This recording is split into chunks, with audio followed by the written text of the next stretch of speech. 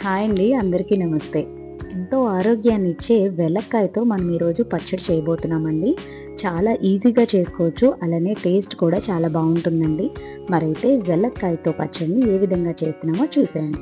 దీనికోసం కొన్ని మెంతులు, ఆవాలు, మినపప్పు, ధనియాలు, జీలకర్ర, ఎండుమిర్చి, కరివేపాకు, అలాగే ఒక 2 స్పూన్లు నువ్వులు తీసుకుంటున్నాం. మరైతే ప్రాసెస్ని స్టార్ట్ చేసేద్దాం. స్టవ్ వెలిగించుకొని కళాయి వేసి కాస్త ఆయిల్లో మనం ఈ పోపుల్ని ఫ్రై చేసుకోవాలండి. ముందుగా ఈ పోపులన్నిటిని ఒకేసారి మొత్తం అన్ని వేసేసుకొని లైట్గా ఫ్రై చేసుకుంటే సరిపోతుందండి.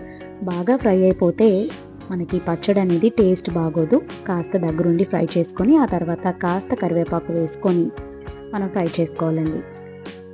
ఇలా ఫ్రై అయిన దాంట్లో మనం ఇంకా స్టవ్ ఆఫ్ చేసేస్తాం అని ఒక 1 మినిట్ ముందు మనం నువ్వుల్ని వేసుకొని ఫ్రై చేసుకుంటే సరిపోతుందండి. నువ్వులు బాగా ఎర్రగా ఫ్రై అయితే బాగోదండి. ఇలా ఫ్రై అయిన దాంట్లో మనం టేస్ట్కి తగ్గట్టు కాస్త సాల్ట్ని వేసుకుంటున్నాం. సాల్ట్ వేసిన తర్వాత మనం స్టవ్ ఆఫ్ చేసుకుందామండి.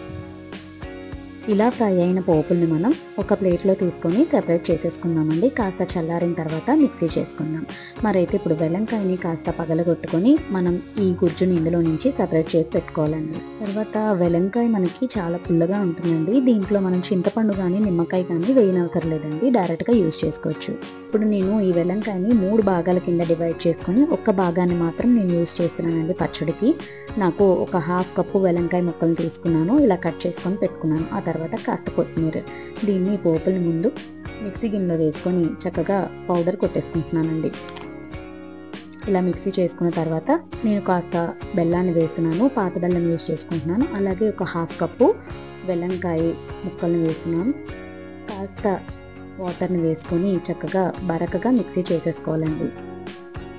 ఇలా మిక్సీ అయిన దాంట్లో కాస్త కొత్తిమీర వేసుకోండి, ఫ్లేవర్ బాగుంటుంది.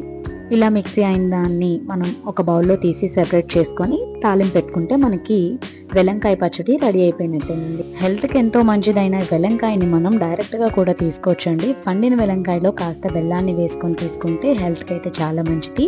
పచ్చడి రూపంలో తినచ్చు. మరి నా వీడియో కనుక మీకు నచ్చినట్లయితే please like, share and subscribe my channel. Thank you.